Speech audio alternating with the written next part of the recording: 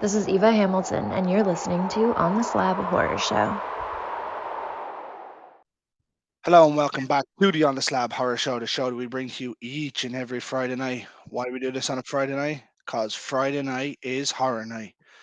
As you can see here, we're joined by another guest from the States. It looks a bit darker where you are, but obviously there's no windows. Um, this is writer and director of the upcoming movie. Uh, a well mentioned name called the Slab to join us here on the Slab. This is Mr. Mike Farley. How are you? Hey, doing great. How you doing? Eh, Thanks for taking the time out of your day to come on. Oh yeah. You couldn't name a movie the Slab and not come on the Slab.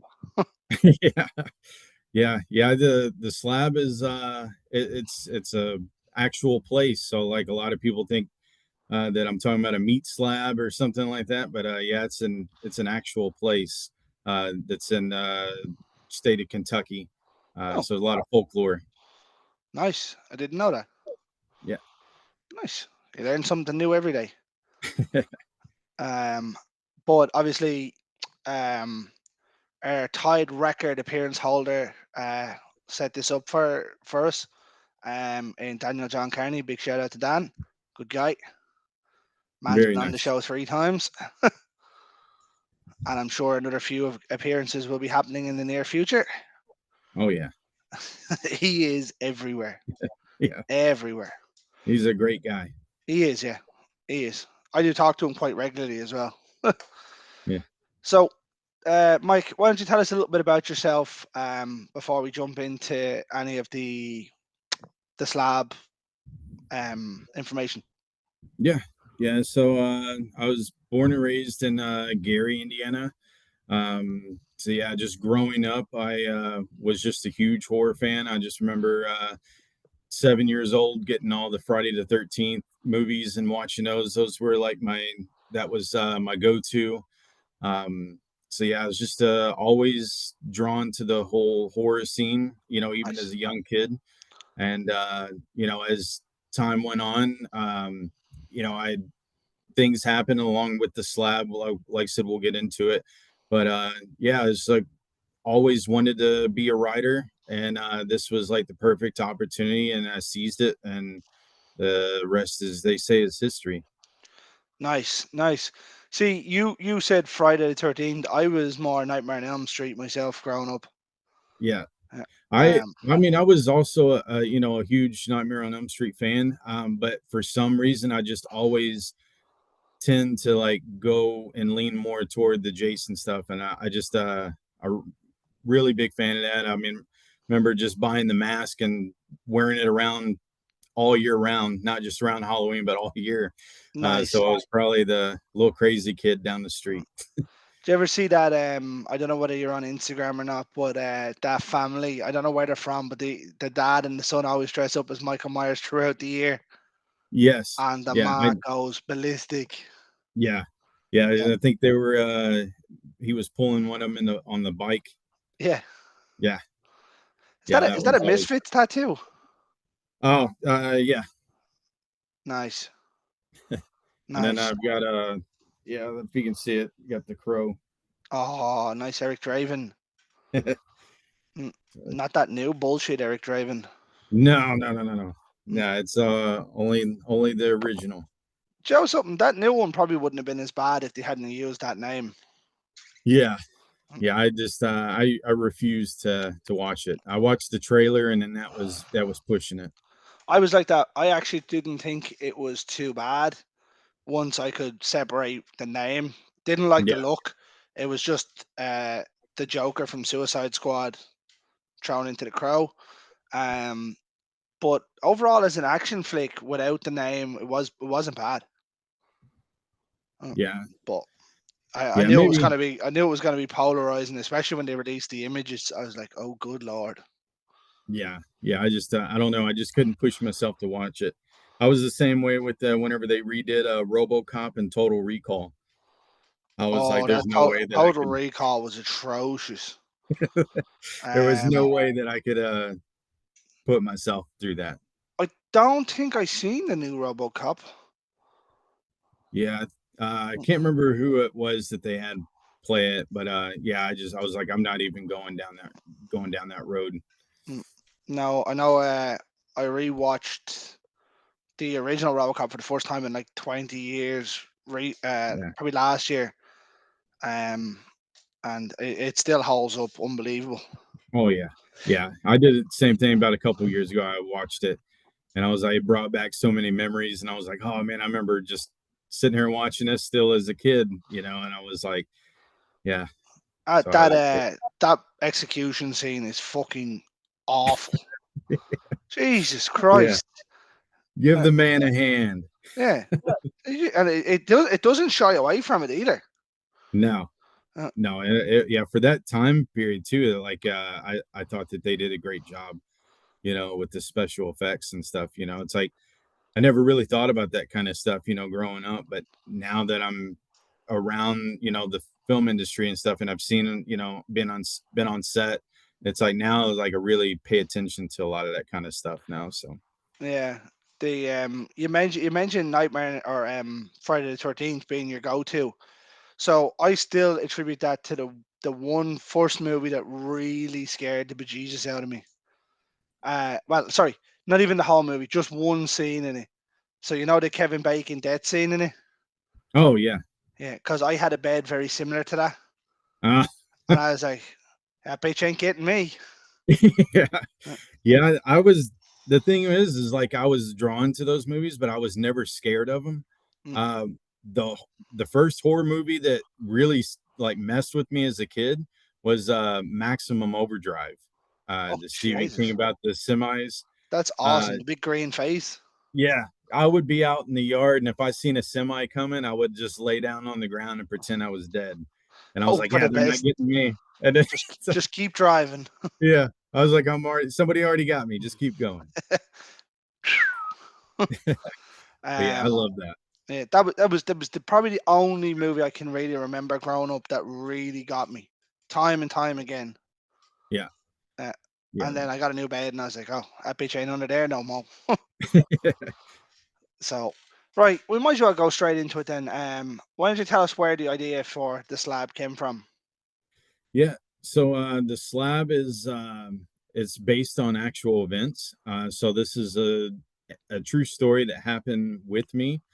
I would tell everybody the story, and it got to the point where everybody was like, "Man, Mike, this sounds like it could be a movie." And then I started thinking, I was like, "Well, maybe I'm onto something." So I had a friend that was in the industry. I reached out to her, and I was like, "Hey, it's like got this idea for a movie," and she's like, "Write it up, and then we'll take a look at it." So I started writing. I didn't know like how to write. I was like looking up Google searches on the proper way, to write a script and everything. I was like, I don't know what I'm getting myself into, but I was having fun with it. And I just started writing. It was going quick, because it was my story. I didn't have to sit there and think of a lot. I was like, well, I'll just have to remember everything that happened and just start writing. So yeah, so once I got my first draft, I sent it to my friend. She was like, "Oh, this looks amazing." She introduced me to Drew Fortier, which is going to be in the film. He fell in love with it, and he was like, "Mike," he goes, "I'm going to help you get this story made." So back to the beginning of that, that's just kind of how I originated. But as far as the story goes, um, whenever I was growing up, it was a very small town. There was nothing to do. I mean, it was like a one stoplight town. The everybody knew your name. So there was just really there was nothing for kids to do, nothing for young adults to get into.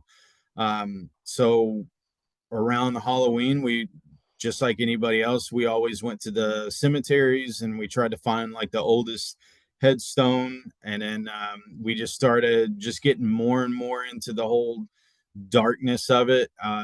Somebody brought out like, let's get an Ouija board, and then so like, we started just getting further and further along until we started noticing little things happening and stuff. And then it it was not just going along behind the scenes and behind us, but actually to us and with each other. So then we kind of had to band together, and it's like we almost had to take this thing head on, as a group. And then as the story goes, it wasn't only that something that we unearthed. Um, we found out that it was actually the demonic presence was actually tied to my family, specifically my grandmother. And then she used to tell these stories and stuff herself, and then I started like kind of piecing them together, and then I was like, wow, I was like, this is all connected. And then goes in even into present time in this house that I'm in now, this basement. We've had a lot of activity and stuff. So I've actually had a Reiki master come and bless the house, and yeah, so it's going to be kind of cool to film the movie and some of the actual locations. So you never know what to expect. It's like this is the house that we had activity in. So if we start filming, we might you know stir some things up. It's all fun and games until something knocks back. Yeah, as long as it don't knock back in threes, then we're in trouble. Yeah. The yeah, that's a strange way to come up with a film, but it's probably a more heartfelt and kind of Yeah, way about it. Obviously, because it's legitimately what happened.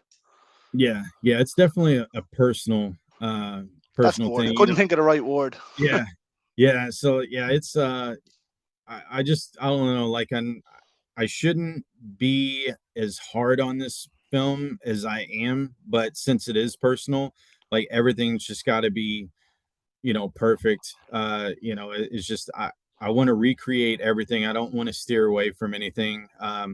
Obviously I had to add a few things just for theatrical stuff, Yeah, and as you do. created a good ending. But pretty much the 90% of the rest of the film it's all true. And then it was a story, that I didn't really tell a whole lot of people because not everybody believes in ghosts and demons and angels and all that kind of stuff. So it's a very touchy subject. Whenever you come to talk about that kind of stuff, they're like, oh, I don't believe in that stuff. But uh I grew up in a religious family, and as I got older, it was just one of those things. I was like, I don't know if I believe in this stuff anymore, and if it is real, then I'm one of those people. I need to be able to visualize it and see it. And then so like I questioned it, and I got to see it firsthand. And so yeah, so and like I said, the slab, it was like a man-made concrete bridge that was made out of like old church foundation, from a really old church, dating back in like the very early 1900s. But a lot of people used to just go, and then they would do seances stuff on it. And then the old folklore was, if you drove your car on top of the slab and then parked it at midnight and turn your car off, you could hear something come up, and then it would knock on your door 3 times on each door, and then you could hear it running around the car. So growing up, a lot of people said it was the troll at the troll bridge. Huh. But quickly understood that that was disguised as just a demonic plague, pretty much. So yeah, so it's got a got a good rich history. Like everybody knows about it. Like whenever I started posting about it online, some of the people I went to school with, they were like, "Hey, they were like, seen it. Your movie's called The Slab. You're not talking about the slab back where we're from, is it?" And I was like, "Yeah, that same one." And they're like, "Man, that's killer. That's awesome that you're, writing about that." So I got a lot of people, waiting to hear that story. Nice. Um, like I've had that kind of experience in a property that we lived in for a little while. Well, I say I did. Uh, Herself had it more so. Where we actually had a demonologist come out and cleanse the place where you said you had a Reiki person, Yeah. we had a demonologist come out because I was driving along one night on the way home from work and I heard it. I heard the advertising on the radio, and like he comes out and he does it for free and he done everything and it's all thing. But like where we were, so one of the nights, so you know the old baby monitors. Oh yeah. So myself and herself were in the sitting room, and the our son at the time, he was only a baby, was in the bedroom. We lived on a bungalow, so it'd probably be 20 feet away, 30 feet maybe to the door, from door to door. And we're sitting there watching something, and we can hear him babbling because obviously he was awake. But then we Yeah. heard someone talking back to him, right? Yeah. And we That's were like, I was like, first off, I put it down that we were picking up something, but the way it was going was he was babbling, then there was a voice, and then he was sort of answering back, right? And yeah. me and myself, I thought I was hearing things, and then she said it. So we walked out to the door, and as we got to the door, there was like a little scream, and then we opened the door, and he started screaming, Oh and yeah. That would. I was like, okay. But there was another night where he was asleep, and babies wake up crying, Yeah. and herself went in because I was in work early. Herself went in to get him, and she said it was like someone screamed in her ear, but not the ear where he was over her shoulder. And like she freaked out, Yeah. and That, then she was like she was just uneasy in the house then all the time. yeah. That's whenever I would have been putting a for sale sign up. Mm. We had the baby monitors too with my son whenever he was younger, and same thing. Like he used to come in and every time around 3 o'clock, the old witch's hour, and he like something would wake him up around that time every night, and then he finally told me, he's like, Dad, I don't want to go in my room. And I was like, why? I was like, you need to get some sleep. And then he goes, but the guy that crawls on my ceiling scares me. Oh, lovely. Somebody, 4 or 5 years old, is telling you that. And then all of a sudden now you're spooked. And then you're like, okay, well, why don't you just go ahead and climb in bed here? Because we're not going in your room until it hits sunlight. So the bungalow that we lived in had an upstairs, like a loft in the attic where I used to have the PlayStation and stuff. And Yeah. you'd be up there, and you'd be thinking I'd be hearing her wandering around downstairs and stuff, but she'd be in bed. You don't think that of it, and you're like, oh, okay. And then Yeah. when all that started, so we got him in, and he was like, "Oh, there's an energy here, but it doesn't seem to be bad, if you know what I mean." Yeah. But he was like, "Yeah, yeah, yeah," but it can very easily turn that way. So I Yeah. don't know. Whatever he did, he did, and Yeah. we weren't there much. We were there probably another year, maybe. But she felt a lot better in the house.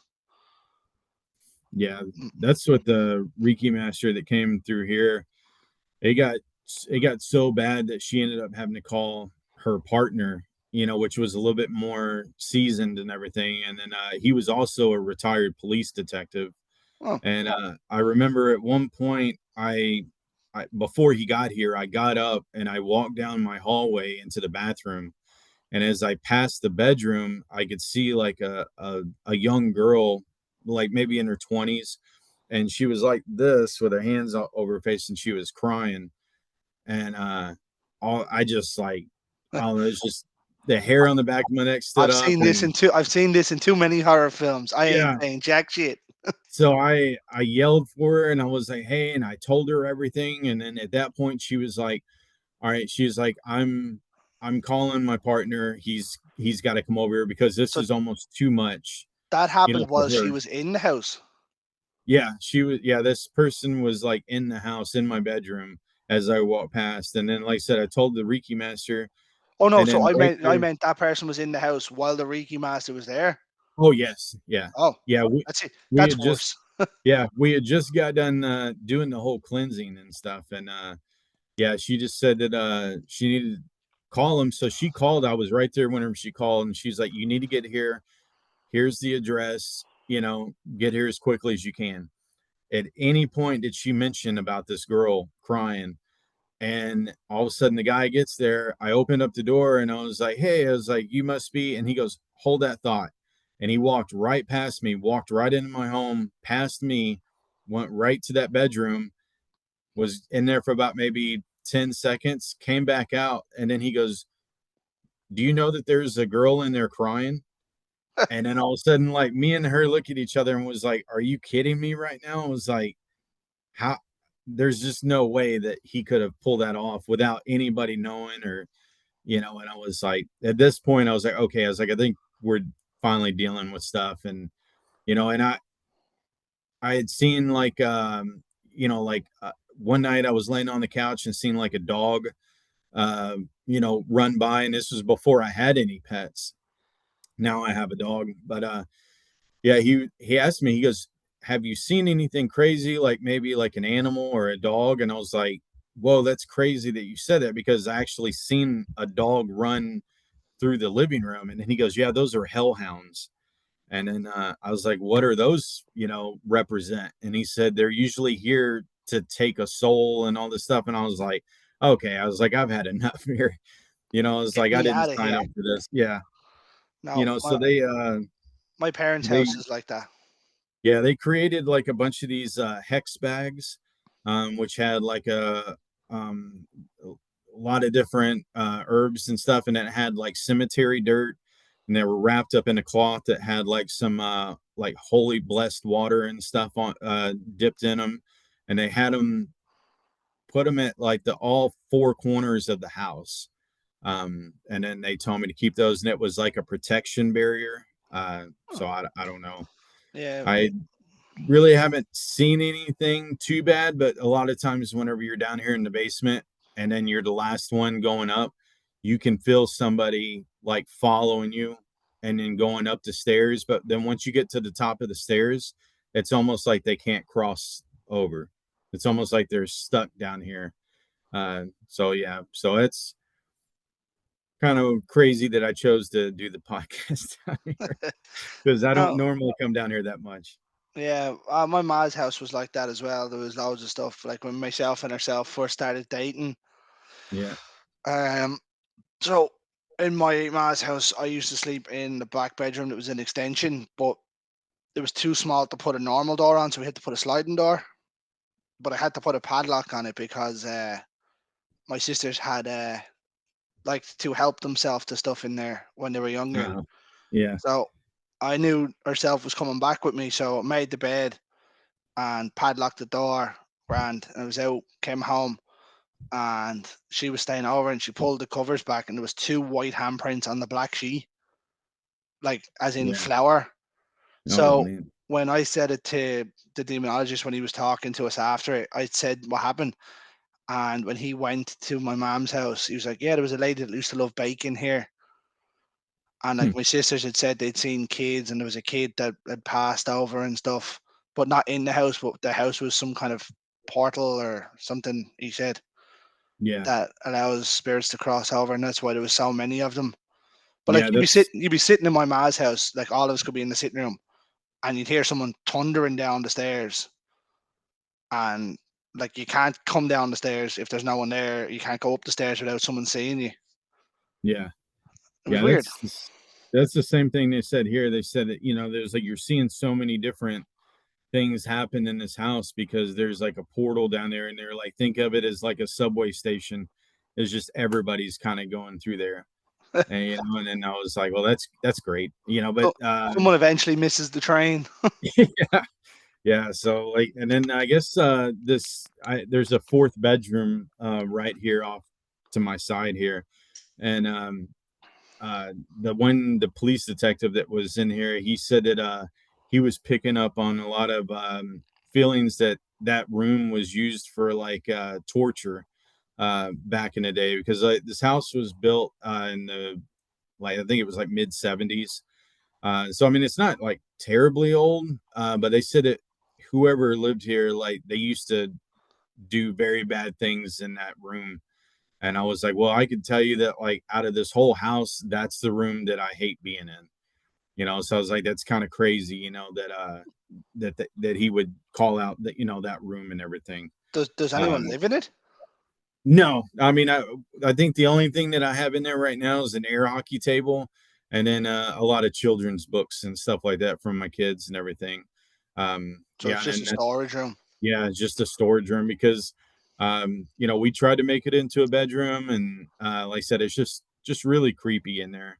Um, Fair enough. and like I said, the whole basement is just uneasy sometimes, and like I said, it worked out because, like I said, whenever I was writing, I was like, I kind of took present time into like my past story and stuff, so I was like, I was able to kind of extend it out. I could have done just a movie of just my past and everything that happened, but I was like, but now, like, having all this stuff happen to me in this home, I was able to incorporate that into the story. And so I think it just kind of full circle made it a lot better and everything by including everything. Nice, nice. Yeah. Um, I mean, I'm looking forward to it. Once Daniel recommends me something, I'll watch it anyway. But from just hearing that backstory of where it's came from, I'm like, yeah, I'm all in. Yeah. Yeah. I'm Yeah. And all in. yeah, and it's nice too because my kids, they're big into horror too, just like how I was growing up. And and I told them, I was like, yeah, I was like, well, I'm writing this story about me. And then I remember my daughter was like, well, who are you going to get to play me? And then I was like, well, how would you like to do it? And then so now she's like so just crazy about it. She's like, I can't believe this. She goes, she was going to school and telling all of her teachers, that she's going to be a movie star, and that she's doing a movie with me and all this stuff. And I think her teachers didn't really believe her at first, and then but now that it's kind of gotten out, like a lot of local people, they've gotten wind that I'm filming a movie, which they think is great because nothing really happens like that around here. So just trying to put the southern Indiana on the map, and we have a lot of other local filmmakers and stuff, that are doing great, and I want to showcase and let everybody know that we have a lot of potential here, and a lot of history, a lot of good scenery that we can have in films. So I'm hoping to do more films. I'm hoping this will really hit it off, and I can continue to do more films after this. Nice. Well, I mean, even just say you don't make another film, right? Yeah, And this one does well. So I mean, that's part of your life on tape. yeah.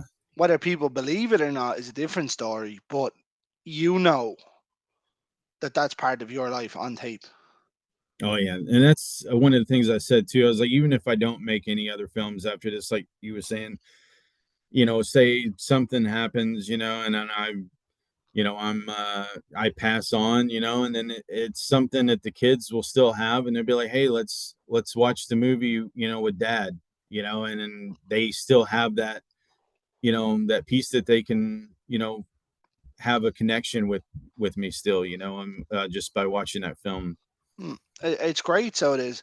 Like, I know you're saying your daughter's going to be in it. So I had a guy on him. He directed a movie with his wife, his brother, and two kids. Um, are in the movie. It's called The Life of Belle. Sorry, there's a balloon moving on top of my fridge. Now I know it's because I have the window open because it's Yeah, like 4 million degrees in here, yeah. but I just keep seeing it moving across back and forward. Um, and it's distracting me. But yeah, I'm like, just glad you didn't say you seen something moving behind me. yeah, that's it. Game over. Yeah, Uh, well, if I seen something moving behind you, I'm just gonna hit the end button. yeah, yeah. Then I'll Um, know, and I can just get up slowly and walk uh, away. yeah. No. Yeah, they made a movie called Life of Belle, and like for them, like I think she was 7 or 8 when she made it, and he was like 3 or 4. Yeah, But like for them, they'll always have that as well. They were in a movie with their mum that their dad directed, and their uncle was their dad in it. That's great. I don't know if you've ever had a chance to see it, but if you didn't, it's on YouTube. Mm. I think it's on Kings of Horror page. It's called Life of Bell. It's only an hour and 12 minutes or something, but it Yeah, is phenomenal. I'd like to check that. I'll check that out tonight. Yeah, shout out to Sean Robinson and family. But Yeah, really, really good movie. I went in all honesty, I didn't expect anything from it, that kind of way, and I was hooked. oh yeah, just hearing you talk about it, I'm hooked. Yeah. But yeah, so in terms of the Slab, the movie you start filming in November. Yes, yeah, we'll start filming November 3rd. So a lot of schedules and stuff were kind of booked up, especially like around Halloween and stuff like that. A lot of people are at cons and just other things that everybody's tied up with. So we kind of looked out, was like, what can we do? The beginning of November. I'm hoping that weather permits and is good. I'm hoping it's not like a brutal cold or anything. So southern Indiana weather is crazy. Like I think one day we had a tornado. Then 2 days later we had an ice storm, and then 3 days after that we had a flood. And then it was like, so it's so different here with the weather. Like I said, you might get cold months, and then sometimes you might get warm months. I think there was one year on Christmas it was 85 degrees. I was like, I don't know if I should put presents around the Christmas tree or start the grill up. I was like, Both. yeah, I was like, there's What if the present was the grill? yeah, yeah, there. Well, then I guess yeah, we would have to be going to the store to get some steaks or something. So Picture Mike out like Homer going, "What the hell is the grill?" yeah, and then I also wanted to say whenever I wrote this film, at first I was never expecting it to go anywhere. I was like, you know what? I was like, I'm gonna write this, and then it's gonna end up being me and a couple close buddies, here locally, and we're gonna be filming it in my backyard. I was never expecting it, to blow up like it did, but the more people that I met, uh, and then I would tell them the story. They were like, man, they were like, I've never heard anything like it before. It's a personal story. And, everybody was like, I want to be a part of it. So I'm glad that everybody could see the same vision that I had. And then with that being said, it was like, okay, I was like, now that it's getting popular with, everybody in the horror indie scene, now I got to start trying to figure out a cast. And then I was like, I want this to be really good. I was like, I was like, everybody has to kind of almost fit that part, of those actual characters. It's like if I was just creating a character, I could get anybody to play that role, but knowing that these characters are real people, I try to find the people that really fit that part, and then one of them being Emily Annabelle. She plays Sarah, and yeah, I we've been friends for probably about a little over 2 years now, and we just been staying in touch. Just talking about this from the very beginning.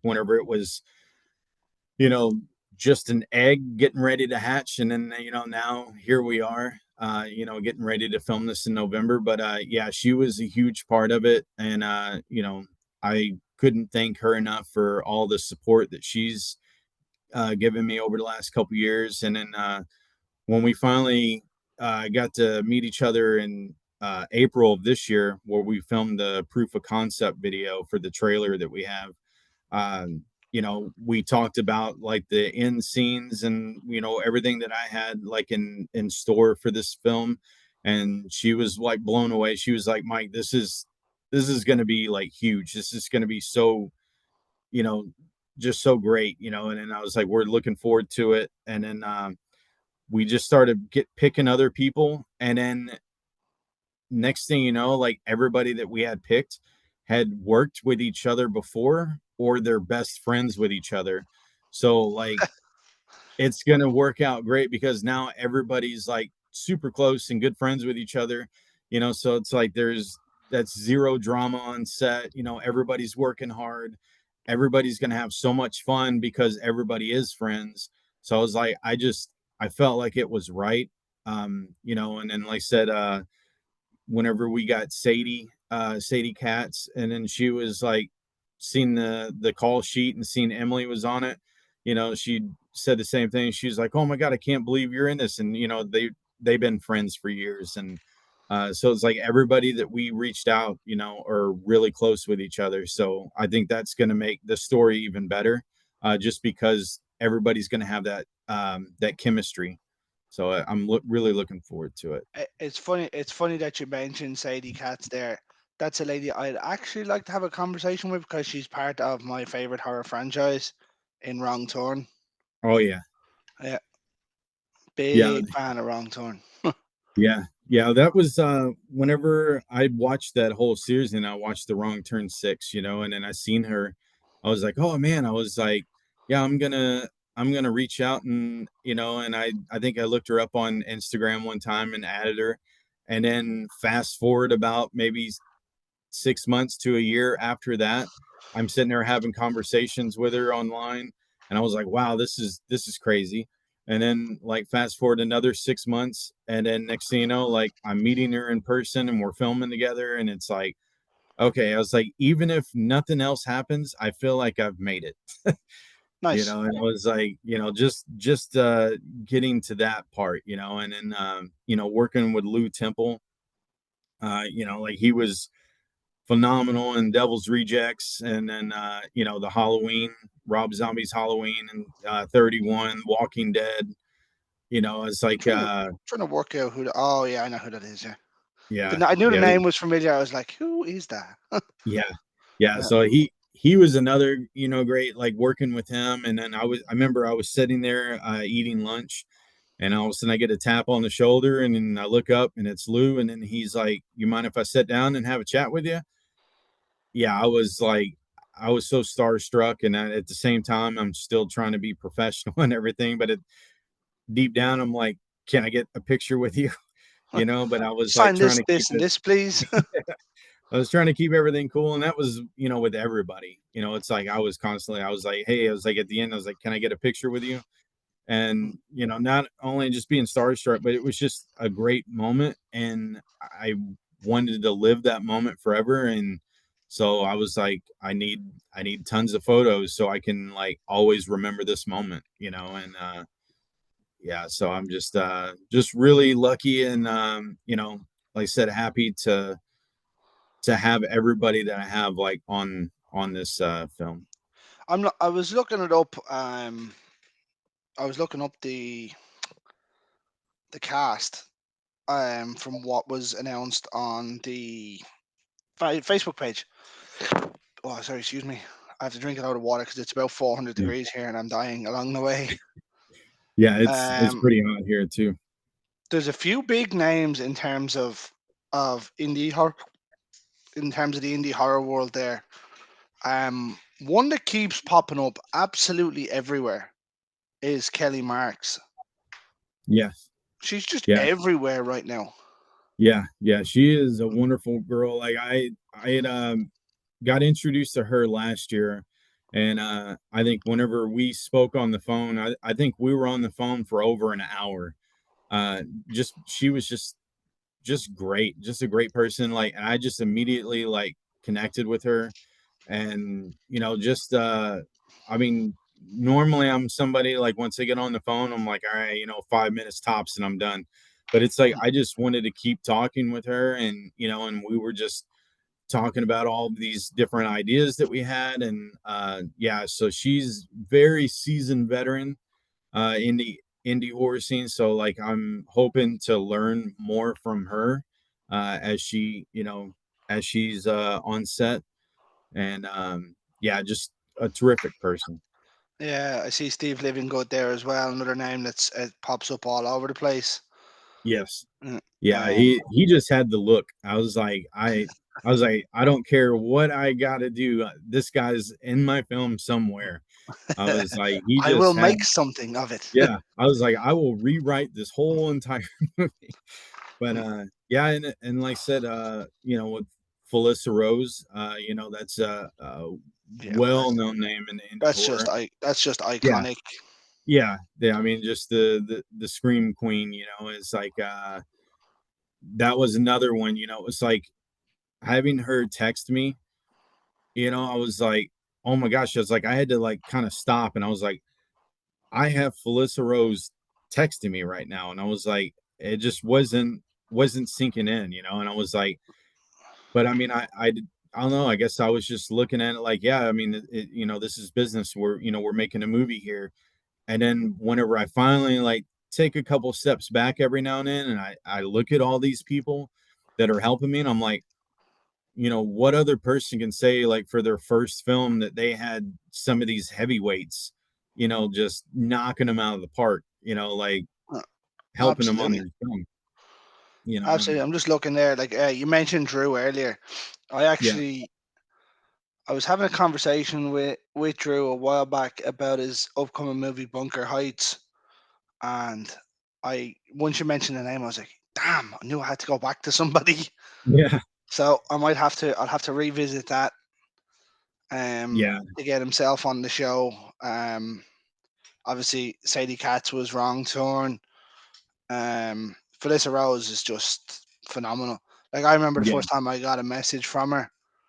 I put up a show and she commented underneath it. And I was like, "Good." yeah, I was like, "Oh yeah, yeah, we've yeah. made it." Yeah, that's how I was. Whenever they was like, "Hey, we got Phyllis on board," and I was like, "Well, what?" Uh, that that probably had something to do with DJ, did it? Oh yeah, yeah, That man's a machine. He has a yeah. Rolodex of Rolodexes. Oh yeah, yeah. Like I said, he's been a huge help with this film. Between him and Matt Leal, those two guys, I yeah, I probably wouldn't be here if it wasn't for those two. Like they've helped me out so much, just getting me ready, for different things. I mean, as far as like what to post on social media, and just all the proper ways, because I was like, I didn't even know that there was, certain ways, that I needed to do things, and they showed me the ins and outs, and yeah, they've helped me more than anything as far as like just being a professional, like just growing and learning and everything. And, even on the proof of concept, it's like, he's like, okay, he's like, you want to be a director? He's like, you're calling this. And then he's like, are you ready? And I was like, yeah, I was like, I'm ready. So just getting the call, that action and cut and everything. And it was like, at the beginning, I was like a little shaky in the voice and stuff, and I'm sure some people on set might have been like, "Who's this guy yelling?" Action and cut. But then, toward the end, I was like, okay, I just got more confident, and it's just they've been a huge help throughout the business.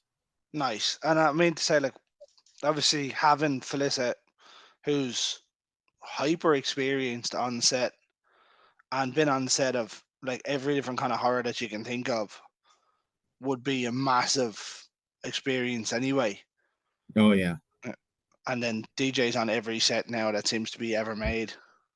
yeah, yeah. We had a local horror con, and I remember Felissa was going to be there, and she put us on the guest list.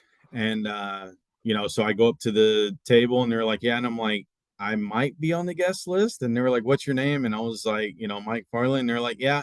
And then they just gave me the bracelets. I was like, oh my gosh. I was like, here we go. It's like, I've made it. I And then am successful. yeah.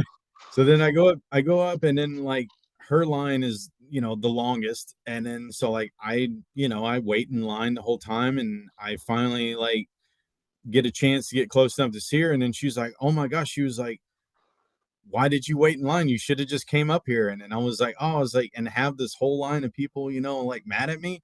She's like, oh, she's like, we're working. She was like, that's different than just being a fan, or, if you're actually working with me. And, so then that kind of like struck me. I was like, man, I was like, yeah, I was like, I am working with her, and I was like, and it's just like I said, I almost have to take steps back because, like I said, I get to the point like where I don't even realize some of this stuff, and then I'm like, I just look at it like, oh, it's just everyday thing, But then somebody else, tell them, and they're like, wait a minute, what?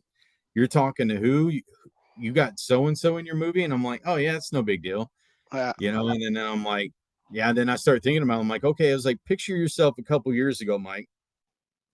How crazy would that be? And I would tell you that you're crazy, for if I was gonna have any of those people in my film. Well, when I look back at even some of the guests that we've had, like my Facebook now is littered more with actors and actresses than it is with people I know, like that live where I'm from. Do you know that kind of way? Yeah. Um, but like when we started getting guests, um, like this show was set up and it was never set up for guests. It was for film reviews and stuff. But a guest fell into our lap at one stage, and then one to another, to another, to another. But like I've gone along the way, and I've had Harold Perrineau from From. I don't know if you've seen that show. I've heard of it. Yeah, if you haven't seen it yet, it's phenomenal. I'll have to add that one to the list. He was in 28 Weeks Later. He was in The Matrix. He was in Oz and Lost. And Okay. uh, Yeah, I have um, seen all of those. you have. Yeah, I'll Um, have to look back at that one, but yeah, well, From is still going. The third season only ended earlier on in the year. okay. But yeah, I've had Neil Marshall, who directed The Descent and Dog Soldiers and Hellboy and some of the Game of Thrones episodes and stuff. Like Okay. he directed two of my favorite horror films. Um, because Dog Soldiers is the greatest werewolf movie ever made, and I will not have an argument about it. um, The Descent is just probably one of the best horror films ever made. Yeah. Um, we've had I had Rob Schmidt, who directed the original Wrong Turn, on another one of my favorite films. Yeah. Um, Did you like the remake that they did of that, or do you know what? the I newest? didn't mind it. I see. I really liked the Hilliker brothers. I liked their little story, even though you didn't get much of it Yeah. throughout the six. Um, I thought they should have just left Wrong Turn with the name The Foundation, is which what it was supposed to be. Yeah. But I really enjoyed it. Like Chenny Morrow, who has been on the show 3 times as well. Um, he was brilliant in it. Like Jeff Seaman, who was the producer on it, and the person that's in the spike pit when they look over, that's him looking over and stuff. Like Jeff's a really good guy. But I didn't know any of them when I seen that, and I was so hyped for it. No, I was a little disappointed it wasn't the Hilliker brothers and they went a different way, but I thought the movie was very good. Yeah. I enjoyed it. Yeah. Yeah, I liked it, and uh, yeah, another like I said, another cast member I have is Joanna Ray. She was in Amityville Harvest, which is also with Sadie Katz, I don't and think I've seen that one. I've seen a lot of the Amityville stuff. yeah, Um, yeah, like Amityville Ripper, Amityville Nun. I've seen some of the most random ones that pop up. yeah. Mm, Yeah, But that one, yeah, whenever I seen that both of them were in it, I was like, I've got to get that, uh, and I was like, yeah, so that was just nice to like, I'd be at Walmart and I'd look down and I'd see that movie, and I'm like, I got friends that are in that, no big deal. I'm buying that. Uh, That's It's like like you go up, yeah, tell the register lady at the register, and you're like, yeah, friends are in this movie, no mm, big deal. uh, like I was saying when I had Cheney on the first time, I was actually in Florida when I bought Haunt for the first time. Mm, Well, actually the only time. But I expected it to be like a ghost movie. Well, to an extent, or a clown. I expected it to be a clown movie. Yeah. and like I was like thinking, and like the amount of times like I do talk to him quite randomly about random things, like, and I still think it's weird that I talk to all these actors and actresses more than most people, Yeah. and I'm like, yeah, Yeah. that's awesome. Yeah. The another film like the 1990s version of Night of the Living Dead that had Nice, Tony Todd in it. yeah, that was Uh the Tom Savini one. yeah. Yeah, that Yeah. one is probably like my favorite zombie movie next to like probably World War Z. I know a lot of people don't like that, but I Oh, I like those hate it. zombie movies. I like the ones that like something could actually happen, you know, like if there was an outbreak or something, I'm like, okay, yeah, that could probably happen, you know, but the ones that are like, oh, a meteor struck something and made things, you know, it's like those are still good, but you know, I was like, I do like the ones like the crazies, you know, it's like it gets in the water and stuff. I like a lot of that stuff. Whenever it's things that could actually happen that creates things. But yeah, that 1990s version of Night of the Living Dead, that was another film that probably creeped me out. And then anytime I was around a cemetery, I was like, yeah, I was like, I don't like this. And then come to find out that Bill Moseley was in that movie. I was like, I had no idea, you know. And then he was Was the he? brother. He was the brother at the beginning, Barbara's brother. Was he? Yeah, I I was like, I just had no idea. And then whenever I went back and looked and seen his name in the credits, I was like, okay. And then I go and then like listen to his voice, and I'm like, oh yeah, that's Bill. You know, and it's like I've met Old Bill. Chop Like, Top.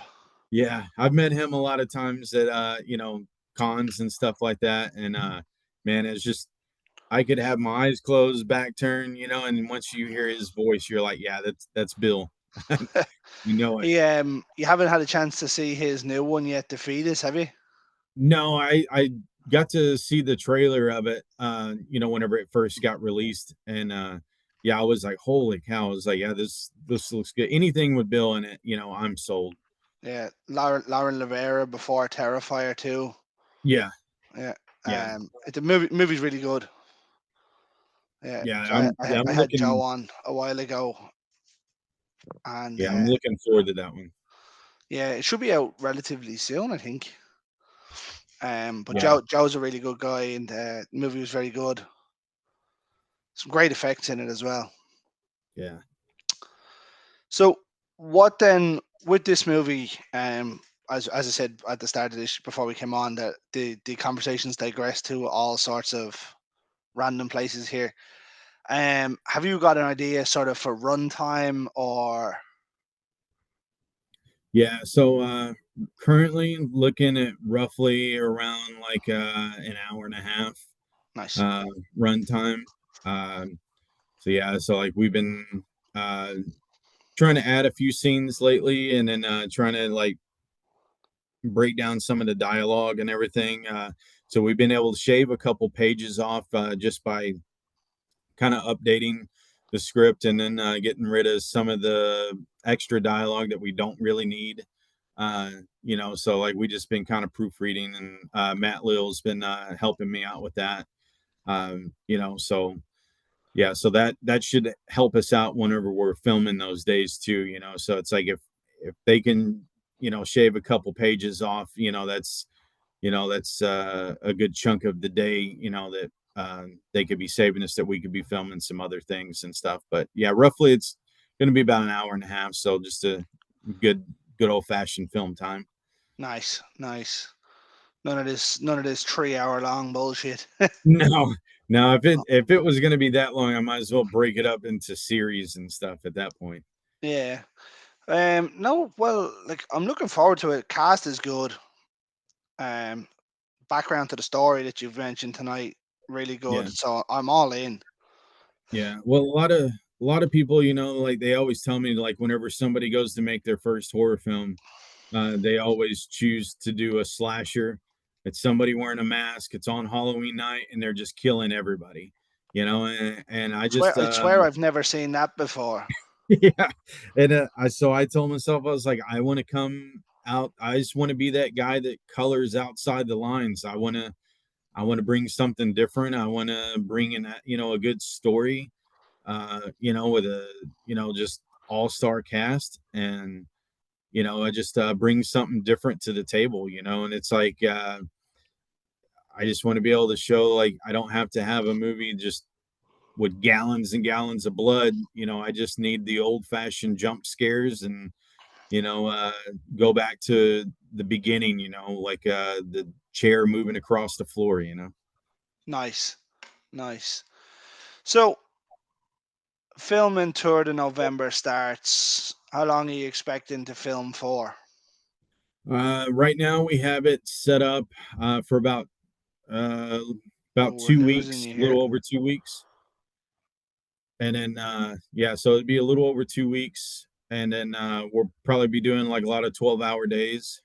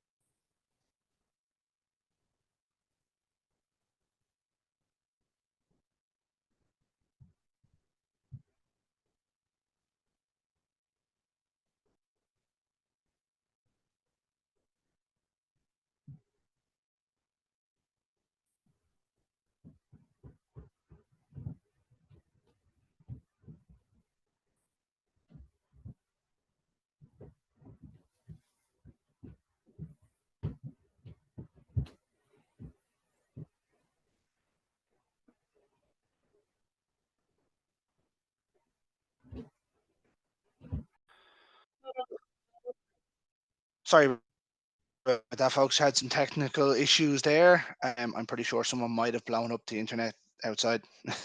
um, so, Mike, I was saying to you there before I got kicked out and it cut off. Um, you're planning to film November 3rd. Yes.